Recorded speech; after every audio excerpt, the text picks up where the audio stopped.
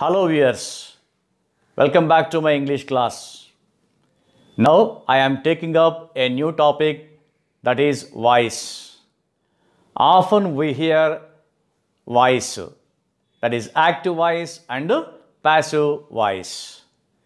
Many speakers don't know what active voice is or what passive voice is. They don't know the difference between active voice and passive voice. But consciously and or unconsciously they use both in their day-to-day speech or writing. Here you should learn both active voice and passive voice properly for easy flow of language, either it is in speech or writing. I want to make this video in 3 parts. In the first video, I want to give the introduction part. In the second part, I will give entire basic rules. And in the third part, I will give different examples, different kinds of sentences, different examples in a detailed way. So watch all these 3 series for proper understanding of voice. So voice, active voice and passive voice. First, you must develop proper understanding of voice. What is active voice and what is passive voice? Without knowing the difference, without knowing the importance of each voice, one cannot use it properly and one cannot realize when should active voice be used and when should passive voice be used. First, active voice. So that word active itself tells what that voice is. Active voice. Subject is active. When the subject is active, when the subject is the doer of the action, we should use active voice. So whenever we want to express something and when the subject is active, or when the subject does something, when the subject is the doer of the action, we should use active voice. So look here.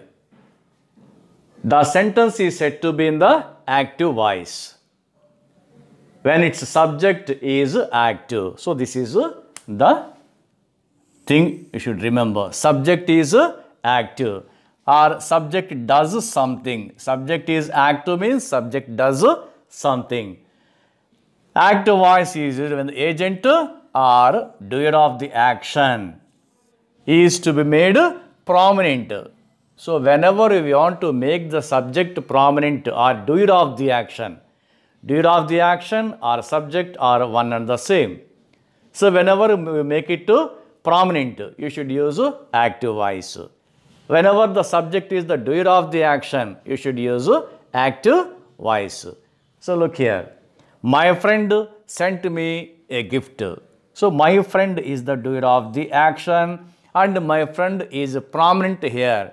I want to stress particularly my friend, that is the doer of the action and of course the subject here.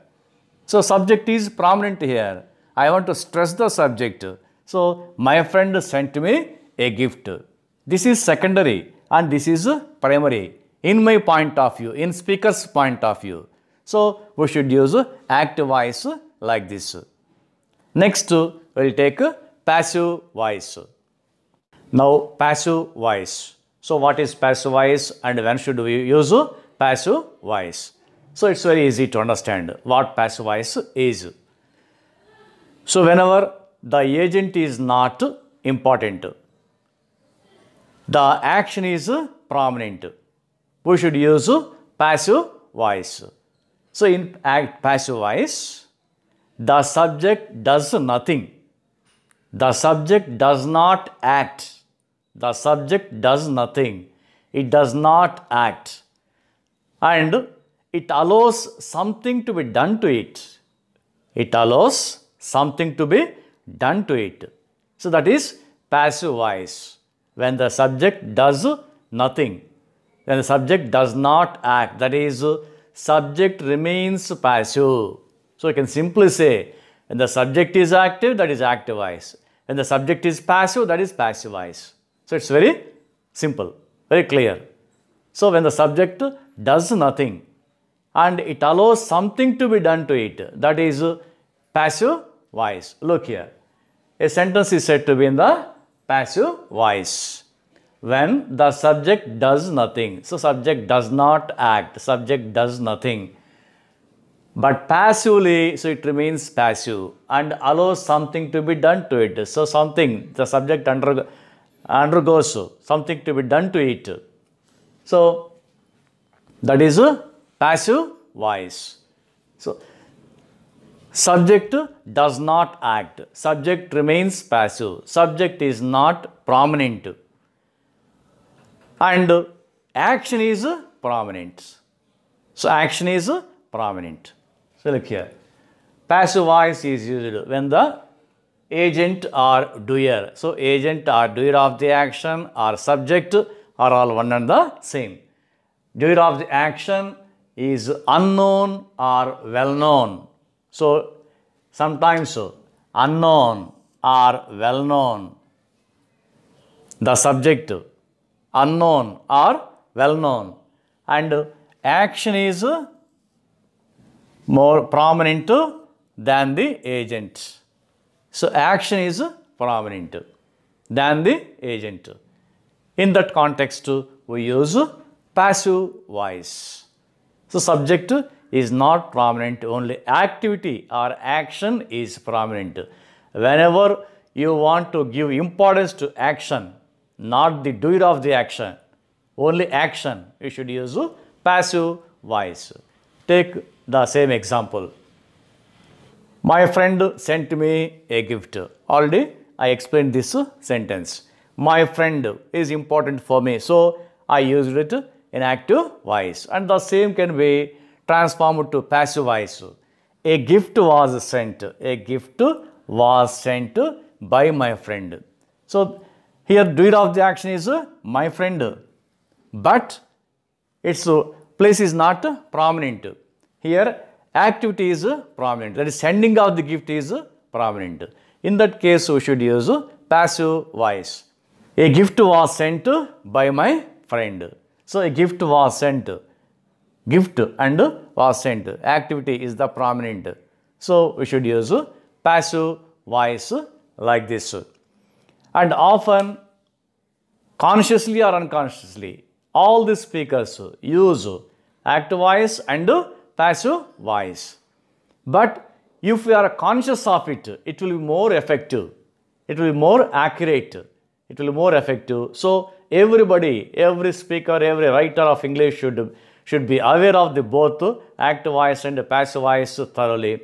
Let us look at some common sentences where passive voice is used in our expressions, whether it is in spoken language or written language. I am going to give a few examples just for your understanding. This is only for your understanding. Let us look into some common expressions which are in passive voice. This is only for your just understanding. These are not the rules. Just for your understanding that we use passive voice or we come across sentences in passive voice in our day-to-day life like this. See, some common expressions in the passive voice. Observe. Our exams will be conducted next month. Our exams will be conducted next month. Will be conducted. This is certainly passive voice. School or college will be reopened on 1st of June. So usually, college will be reopened. So another passive voice which we find commonly everywhere. The bill must be paid in time. The bill must be paid. So this is also another common expression. Not only the bill, anything. See, must be paid. That is the point here. Name should be written in block letters. So name should be written. This is also passive voice. The matter will be viewed seriously. In official documents, we see this sort of sentence very frequently. Will be viewed seriously. So it's a They give a sort of warning at the end of the document. Will be viewed, passive voice. You are directed to attend, something else may be there. You are directed. So this is passive expression. The receipt of this letter should be acknowledged. This is another point often we find in official documents. Should be acknowledged. That's also passive form. Can be done. So it can be done. So can be done. That is passive expression. To be, another some phrases, not complete sentences, only phrases. To be kept, to be witnessed, to be watched. So all these are passive expressions. To be drawn, to be paid. So again passive expressions. And is used is a common way. Is used. For example, simple past is used to talk about, etc. Is used. Simple past is used. Is used. It may be sometimes are used, were used, was used. So something like that. So all these are the passive forms, passive sentences in the passive voice, common expressions. We find all these common expressions in our day-to-day life. So consciously, unconsciously, we come across, we use this sort of sentences. And why should we be unconscious? So let us learn and let us be conscious in our usage, so that we will have command in our usage, in our expression of English. So how to recognize that a particular sentence is in the passive voice? Means first be and past participle form of verb. So in all these sentences we find commonly be and past participle sentences, and we don't find the subject because the subject is not prominent. Take one example. Our exams will be conducted next month. Who will conduct the exams? Board or government. So something like that. Our exams will be conducted by the board next month, by the government next month. By the board, by the government are not important because the agent is not important and well known. That agent may be well known or unknown, and we need not worry about the agent, well known agent or unknown agent. So agent is simply removed there.